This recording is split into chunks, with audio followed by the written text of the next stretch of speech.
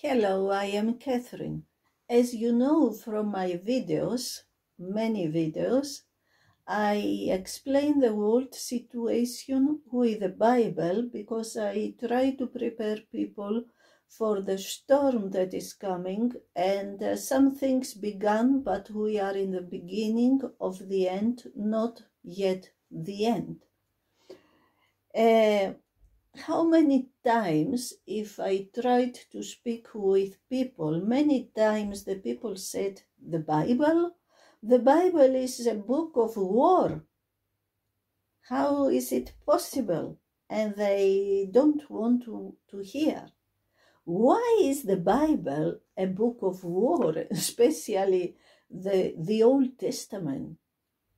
Because the Old Testament is not only world history, how God created the world and this and that, it's the history of Israel. And what happened with Israel? Since Israel exists, the enemies of Israel, the same enemies like today, tried to eliminate Israel. And this is why the Old Testament is like a war game or a war book. Have you heard, perhaps you yourself, or you heard others saying, I am not an anti-Semite, but I am an anti-Zionist. If you are an anti-Zionist, then you are also an anti-Semite. Why? Because it goes together. Who was the first Zionist? God, the God of Abraham, Isaac, and Jacob. He was the first Zionist.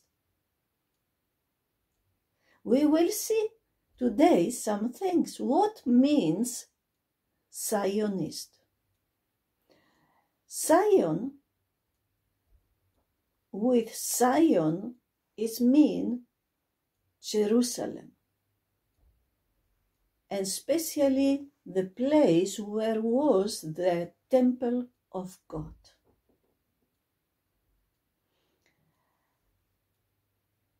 Zionism means I accept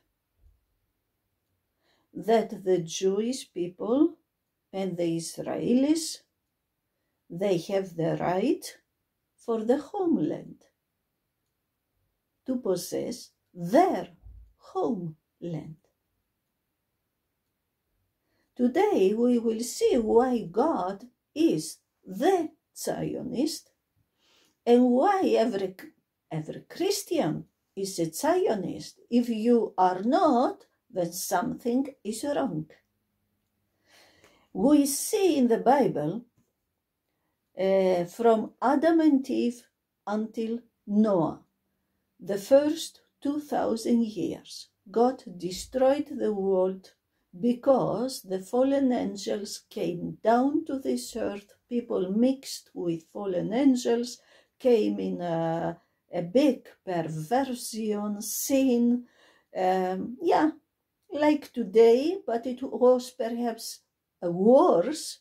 We didn't see yet what was in this time. And so God destroyed the world through the flood. And the Bible says the second time, in our time, the last world, we are this, the world will be destroyed by fire. And with fire is not only the fire in the forest or what you see in California or so, but also fire through nuclear war, and also when the stars fall down, asteroids, meteorites come down and burn the earth. So we see, after the destruction, the first destruction of the world, we see Abraham, we see Noah, his sons, and finally Abraham. He was a descendant of Noah. God speaks to Abraham, a man somewhere in the Middle East, somewhere in Iraq. Kurdistan today is a lot of this land. Kurdistan, it was Assyria. So God speaks to Abraham. Now the Lord said to him, go from your country and your kindred and your father's house to the land that I will show you. Keep in mind, it's always about the land. And I will make of you a great nation, and I will bless you and make your name great, so that you will be a blessing. I will bless those who bless you, and him who dishonors you I will curse. And in you all the families of the earth shall be blessed.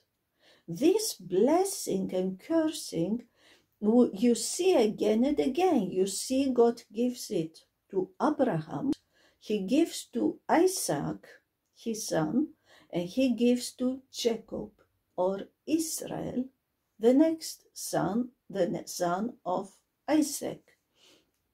So Abram left and went to Canaan finally, where were a lot of people, different kind of people, different ethnics.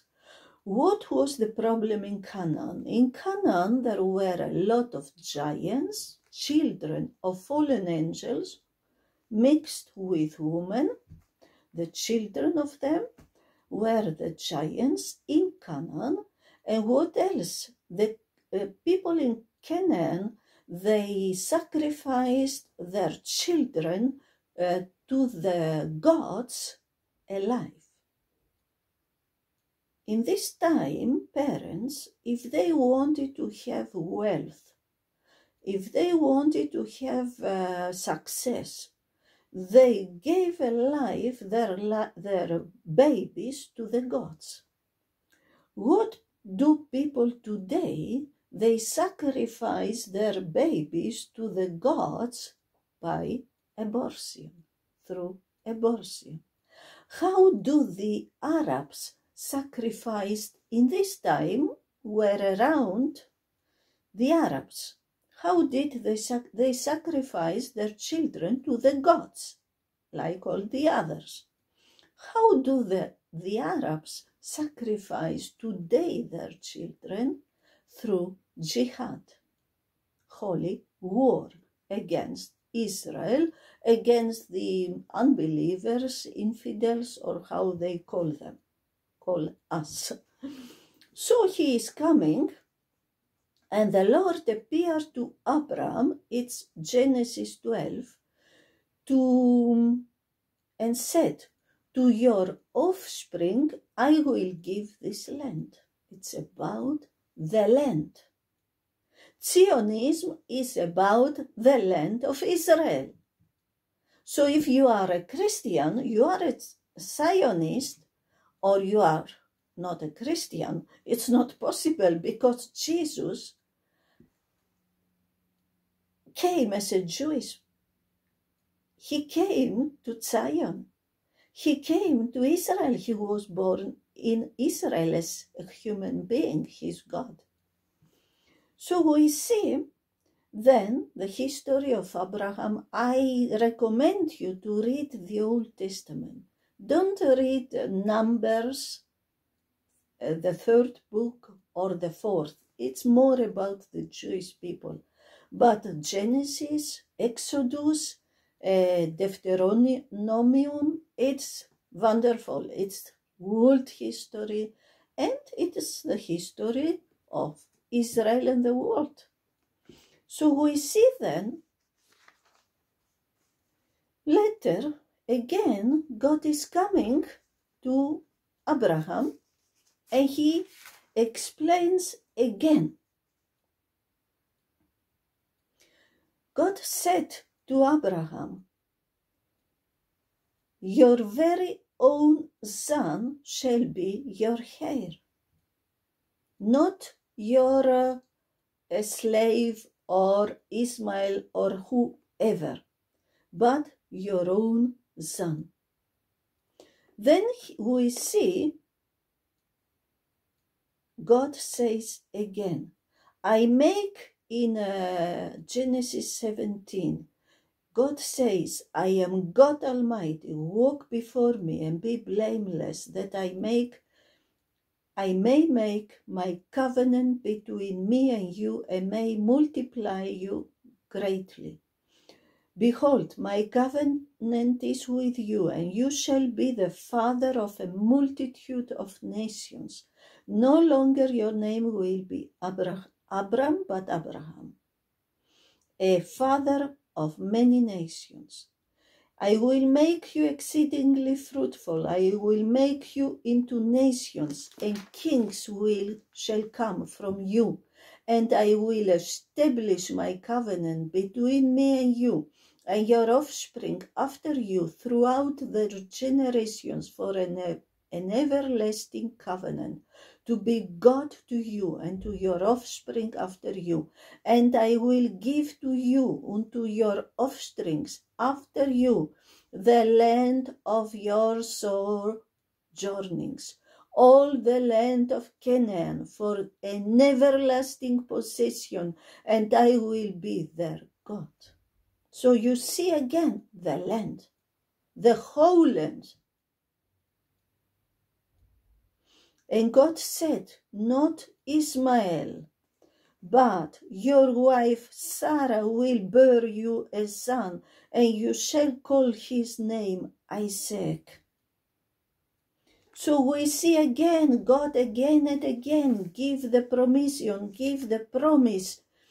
your son will receive this country. Your son will have this country. Nobody else, not Ishmael, but Isaac. We see then again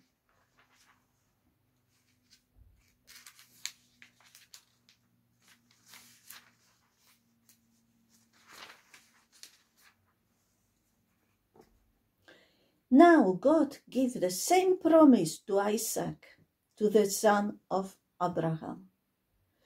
He is in Canaan, and God says, sojourn in this land, and I will be with you and will bless you, for to you and to your offspring I will give all these lands, and I will establish the oath that I swore to Abraham your father. Do you see? And again, we continue. We see Jacob. We continue.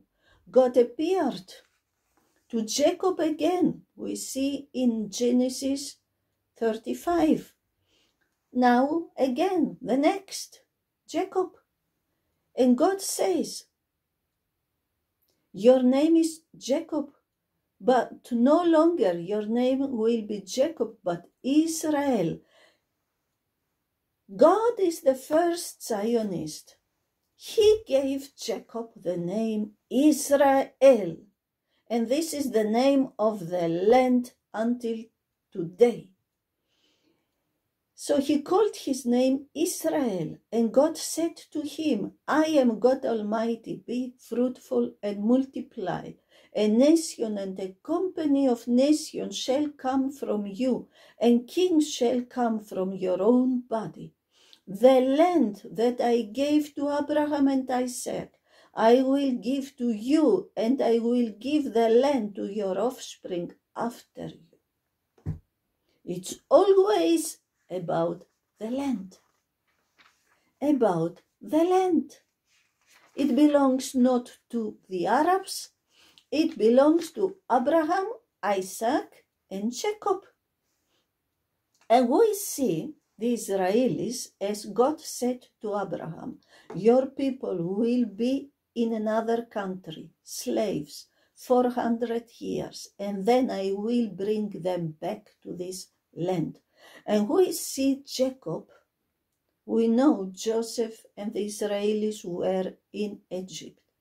And we see Joseph took his father from Canaan, brought him to Egypt, and Jacob died in Egypt.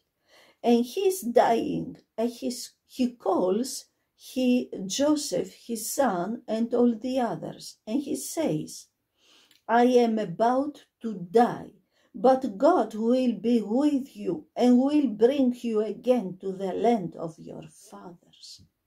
Can you understand? To the land of your fathers. And we know as soon the Israelis came with Moses to Israel, back to Canaan, it became Israel. God gave to this land and to Jacob the name Israel. God became the first Zionist. If you say, I am not an anti-Semite, but I am an anti-Zionist, then you are against God and the will of God. What happened? As soon they came to their country of their fathers, the Arabs around them and others attacked them. And we see the country of Israel. It was always, again and again, it was a time free with David, Solomon, they built it, the temple of God, and. But then, because they sinned, God distributed them in different countries, the Egyptians, the Assyrians, the Babylonians, the Persians, the Greeks, the Romans came and colonialized the Middle East, but also Israel. So we see they took some people with them, these empires, but there were always Jewish people in the country, especially the simple people, farmers, shepherds of animals, very simple people. When we go back to, there are people who say that the people in Israel are not now, they are not Israelis, they are Khazars or whatever. We can go to the history of Israel. Jesus was born in Israel, not in Palestine. There is no Palestine. The Bible has not in it the word Palestine. Even the Quran doesn't know the word Palestine. And I explained in many videos, if you give the word Israel in the search machine, you find a lot of videos. I explain Israel and the end time, why we have the conflict. We know when the Alexander the Great, he possessed the Middle East and all this today Islamic world. When Alexander the Great was in Israel, possessed Israel also, there were Jews in Israel. And then came the Romans. And in this time, Jesus was born. In the time of the Romans, it was Israel. The Jewish people, the Israelis, were there. No Palestine, Israel.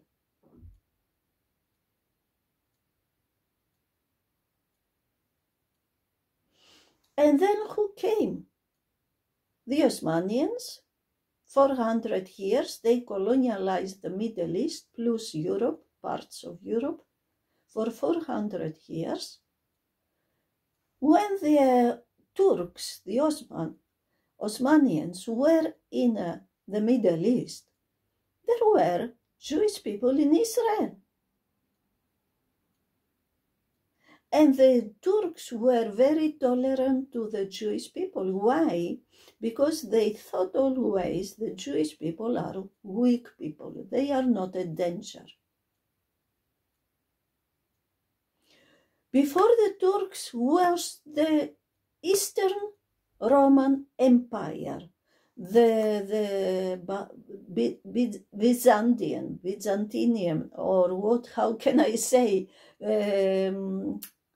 Constantinople. The Caesars of Constantinople built the first old churches you see today in Israel. They were built by the Caesars of Constantinople, Byzantium, the east part of Roman Empire after the fall of Rome. Always there were Jewish people there. And then the Turks came. What happened? In 1918, in the end of the First World War, the Arabs, together with the English people, fought against the Turks and threw them out. And what kind of flag had the Arabs when they threw out the Turks from the Middle East and from Israel? The flag you see the Arabs demonstrate in New York, in Washington, in London, in Berlin, with this flag of Hamas. This was the flag the Arabs used to throw out the Turks from the Middle East.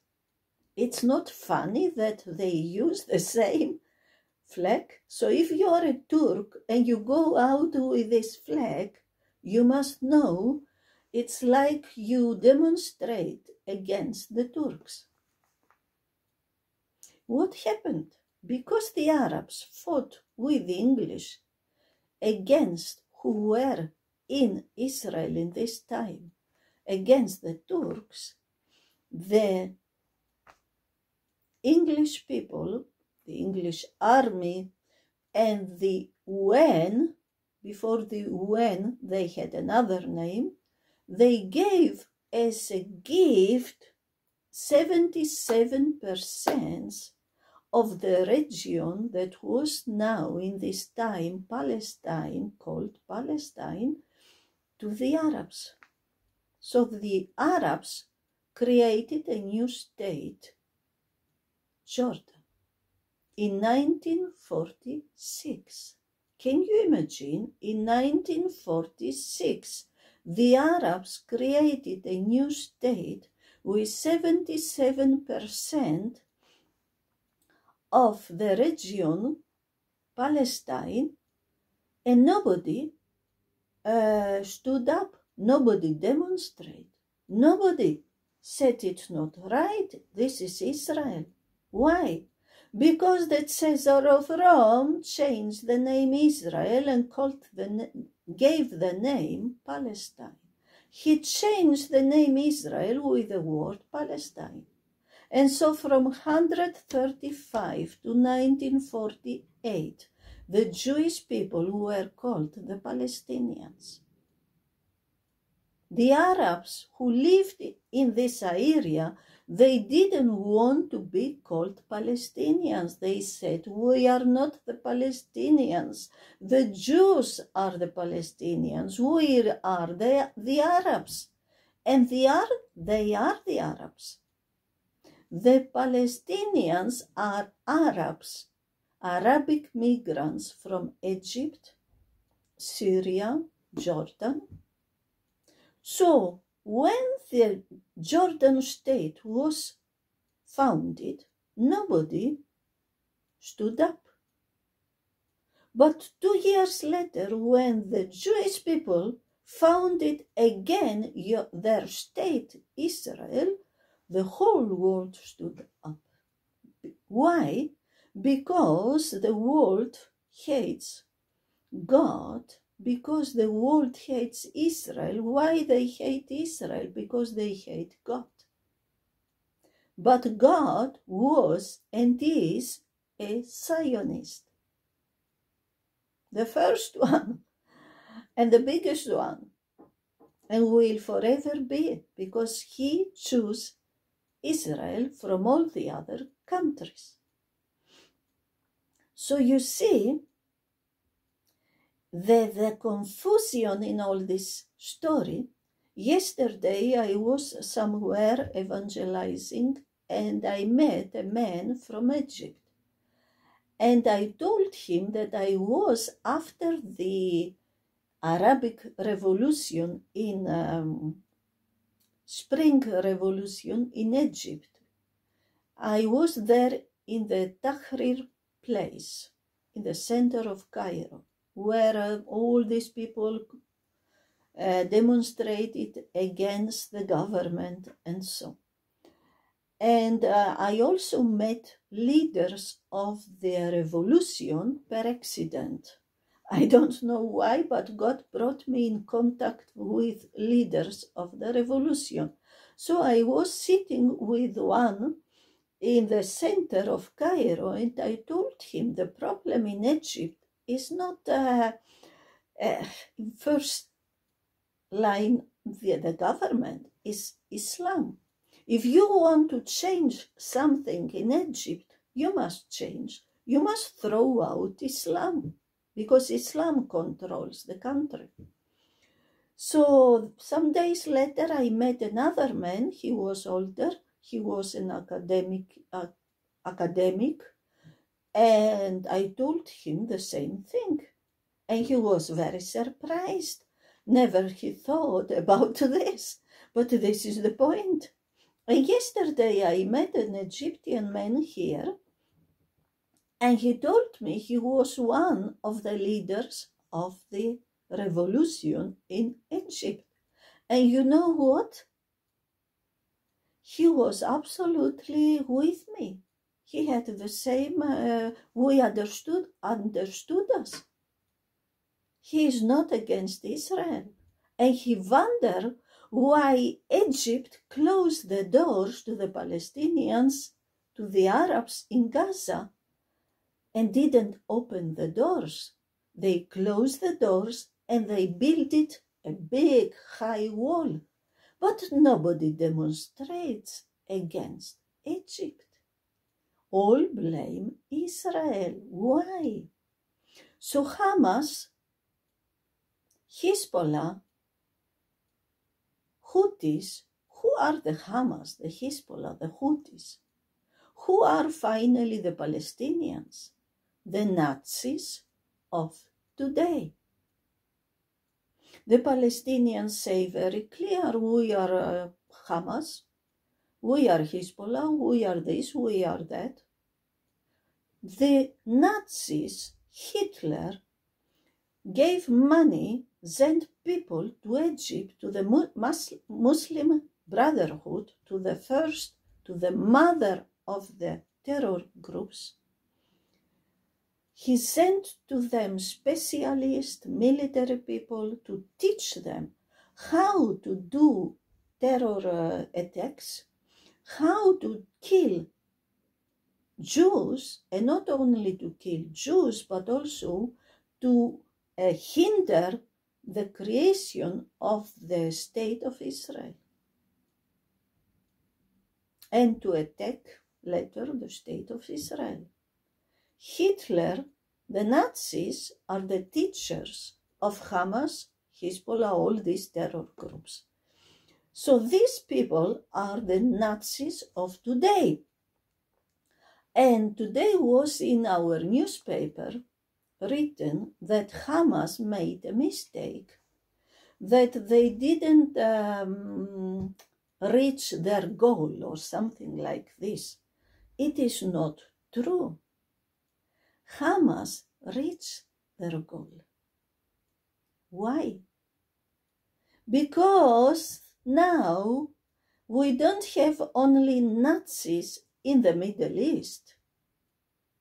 Now the millions of Muslims and sympathizers of Hamas and Hezbollah and Houthis, they are here, and they indoctrinated, they manipulated, especially our children and grandchildren, especially in the universities, And now we have a lot of Nazis in the West. The people who go out to demonstrate against Israel, against the right of Israel to his homeland, they are the new Nazis. Nazis. Do you say Nazis or Nazis? It's the same. The book that is loved in the Islamic world is My Fight, the book of Hitler. The other book that is very loved in the Islamic world is the Protocols of Science, or what is the name? I think it is so. But you must understand the Antichrist, the world dictator, hates Israel. He will go against Israel. So how is it possible that the Jewish people want to control the world, they want to possess the world or whatever, when we know from the Bible that the Antichrist will go against Israel? How is it possible? So you see the lie of Islam, and not only of Islam, also of the elite, because there are many different groups who want to control the world, to bring the new world order. And so we see in Zechariah 12, we see God says, I am about to make Jerusalem a cup of staggering to all the surrounding people, the Arabs. The siege of Jerusalem will also be against Judah. On that day I will make Jerusalem a heavy stone for all the peoples. All who lift it will surely hurt themselves, and all the nations of the earth will gather against it. On that day, declares the Lord, I will strike every horse with panic and its rider with madness. And I will strike every horse of the peoples with blindness. And. This is Armageddon. So, how is it possible that the Jews want to control the world when the Antichrist, the world dictator who will control the world, hate Israel and will go against Israel? This is the lie of Islam, of the Muslims, but also of the elite of the West, and also of other nations. We see Islam and Russia, China, North Korea, they work together. So another time I wanted to say some more things, but when we speak about Israel, you can speak forever. Goodbye, God bless you.